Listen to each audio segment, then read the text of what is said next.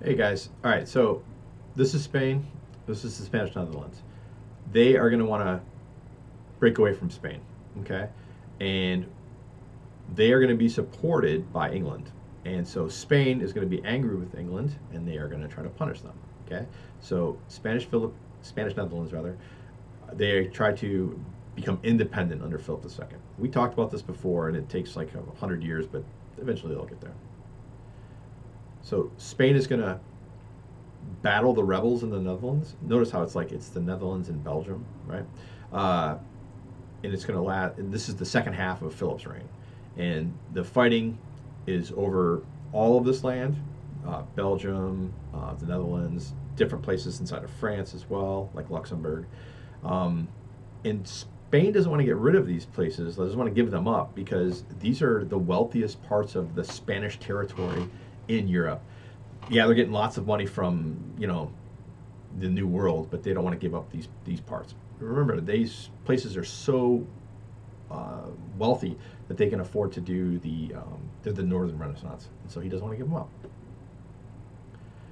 So the thing that brings the Protestants and the Catholics together is going to be taxes. Yay, taxes, right? So the Protestants, they resisted Philip's efforts to crush their faith, to convert to Catholicism, to like give in to the Inquisition. But the thing that like doomed Philip's attempts to reestablish Catholicism in the Netherlands is he taxes the Protestants and the Catholics, and so together, even though they're religiously in opposition, through taxation they're united, and so they are against autocratic rule. Remember also that prior to this, they'd been a republic, and so they don't like kings. So this region of Europe, it had a long tradition of self-government in the 1560s. And the northern part, up here, the golden part, the Dutch Republic, um, they had declared their independence. And so the fighting is going to continue all the way until 1648, when Spain has other problems, and so they'll officially be recognized as becoming independent. So that's this part, the Dutch Republic. So, King Philip, in order to punish Queen Elizabeth, the Protestant queen, he is going to send an armada. He sees Queen Elizabeth as his major rival, his major enemy, and it's in part definitely because the English supported the Dutch, but it's also she's Protestant, he's Catholic, and also because the English have for a century now been harassing Spanish ships. They're privateers, but what they really are is pirates. And so Philip wants to punish the English.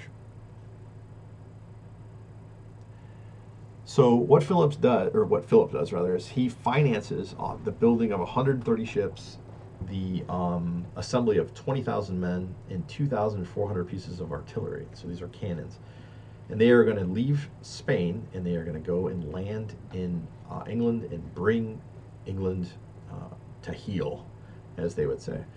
So what they are going to do, though, is they're going to leave the ports of Spain and they're going to pick up these 20,000 men up in Flanders. So they have the navy, and they don't have the army part yet. So they're going to go pick them up. So the commander of the Spanish Armada is Medina Sidonia, and he is a Spanish noble who was picked by King Philip, and he has zero naval experience. So what could possibly go wrong? Okay.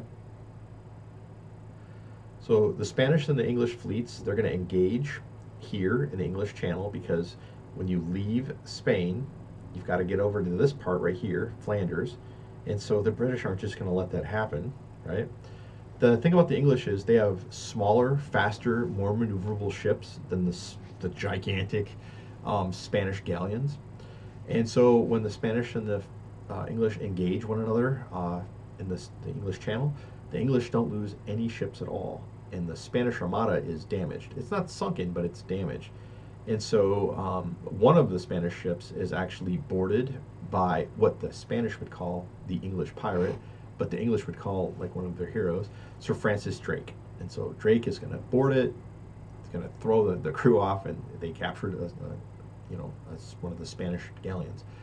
And so the Spanish Armada, what they do is they go to Calais, and they're going to await communication with Flanders. So all of these ships that survive, 130 ships, right? They're going to be, well, it's not 130, it's 129.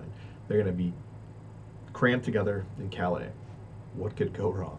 So the English, they send in what are called fire ships. These are ships that are minimally controlled. Like, what I mean by that is, like, if you need hundreds of sailors to control a ship, this will have like maybe 20 sailors. And what they're doing is they're taking a ship which is loaded with gunpowder, oil, tinder, whatever. They sail it into, or as close to, the Spanish ships as possible, and then they lower like a life, a life, what do they call it? Life raft, and then they'll just like row away. But the ship that's on fire or is going to explode will sail into the Spanish ships, explode, and then all hell breaks loose, and there's massive fires. And the Spanish did this to themselves because they took all of their ships and they crammed them into this one little area, and the English were like, that was a really stupid idea. So what the Armada is forced to do is like raise their anchors and like sail. They don't have the army because they haven't met with Flanders yet.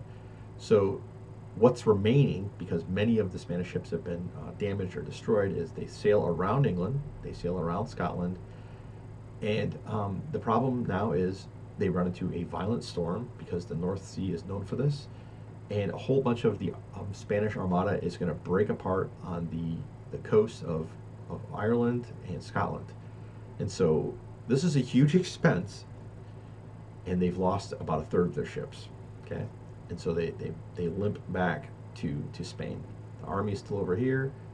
The ships, what's left of them, are over here. Now for the English, this is God is on our side. For the Spanish, this is like, what happened? Okay? So Queen Elizabeth, seeing that like God is in her favor, decides, hey, we're going to start our own attack on Spain. And so they start what's called the English Counter-Reformation, or not Reformation, sorry, Counter-Armada. And this is in 1859. All right, and the intention is to capitalize on Spain's weakness at sea because a bunch of the ships have been destroyed, and they want to compel Philip to make peace with England. So the expedition has three objectives. The first is to burn what's remaining of the Spanish Armada, and this is those ships are being repaired right now in northern Spanish ports. Second is to make a landing at Lisbon and then raise a revolt by the Portuguese against Philip, because there's a guy who is Philip I is of Portugal, and he's like a prince, and hey, why don't you become king? And then also to continue west and then establish a permanent base in the Azores, from which the English can continue to plunder the Spanish galleons, the treasure fleets. Okay. A further aim, of course, is to seize the returning Spanish treasure fleet as it returns from America to Cadiz, which is a Spanish port. So all of this depends largely on the not the Spaniards, but the English success in the Azores. So there's the three objectives. Great test question. So the results of the Counter-Armada are the English fail to spark a revolution in Portugal against the Spanish, so that's a strike. The English, they fail to capture the treasure fleet, strike 2. And then they lose about 40 of their ships, so that's strike 3. And then there's an outbreak of disease, which the English will bring back to England when they return, so that's bad. The plague is not gone. Financially, this ruins England. The whole time that Elizabeth has been queen, remember, she's like walking down the middle between angering Protestants and angering Catholics, and she's done a great job of not angering either. And she's been building up her treasury. Well, that's just been, it's been thrown out the window. That's not good. So Spain is going to actually try to send 2 more armadas against England. One in 1896 and another in 1897. And you're not going to believe this, but the same exact thing happens each time. They encounter storms and they are scattered. Some are smashed on the rocks. It doesn't work out. So what happens is England and Spain will meet. It's called the Somerset House Conference. This is in 1604, and it will lead to the Treaty of London, in which Spain and England will put aside their differences. Okay, I mean, 3 armadas, 3 of the same results. Remember, this is the same thing that happened to the Mongols. They sent over multiple attempts to invade Japan, and the same thing happened to them. So going by sea is a big deal. By the way, there will be a student of history his name is Adolf Hitler. This is one of the reasons why he holds off invading England in World War II. Like, invade England, bad things could happen. Let's invade Russia instead. Oh, it's winter. Oops. All right, so Spain is going to decline. The expense and then the defeat of the Spanish Armada is like it's a turning point for Spanish power. Okay, again, that would be a great question to ask on a test.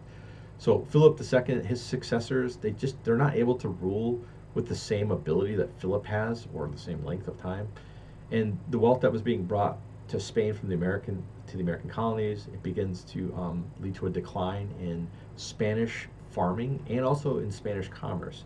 They're not making things; they're just buying things, and this has a deleterious effect on the Spanish economy overall. Plus, Philip began a series of high taxation, and this will be continued by his predecessors. And so it's great for the king. It's not great for everybody else, though. And then, as I've said, I think this is probably the fifth time now, the expulsion of Jews and Muslims from Spain ended up like ruining or depriving the economy of Spain from skilled artisans and also merchants. And then they're not able to deal with the inflation of all of this influx of gold and silver. So these are all of the things that lead to Spain's decline. This is the one I really want you to know, though. Okay, it's the Spanish Armada is the turning point. That was a huge, huge expense. Like, it was overdone. Like, it was built up so highly. Like, how could they possibly fail? And honestly, if the 20,000 troops had landed in England, it's completely possible that Elizabeth would have been, defeated, and Catholicism would have been brought back to England. But that didn't happen. So Spain's golden age is 1550 to 1650. And it's considered this because you got Philip II. He's there. He's got all this money, and he's trying to consolidate power. And so he becomes a huge patron of the arts and literature. But you have to remember, he's a devout Catholic, so his patronage is going to be primarily religious, but not entirely.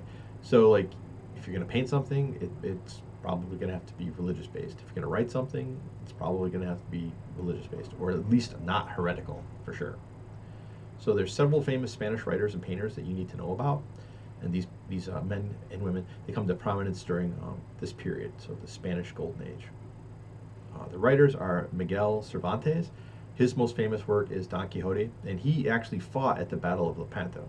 Okay, remember, that's the turning point in the of control for the Mediterranean from the Ottomans to the Spaniards. And then we have Lope de Vega. He wrote 3,000 sonnets, 3 novels, 4 novellas, 9 epic poems, and about 500 plays. So he is known as the William Shakespeare, essentially, of Spain.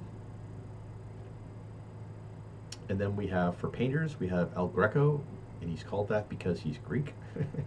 And his work expresses the emotional style of the Counter-Reformation that was going on in Spain. Remember, the Counter-Reformation is like where Catholics looked at like what they had been accused of as failings by the Protestants, and so they're going to make changes.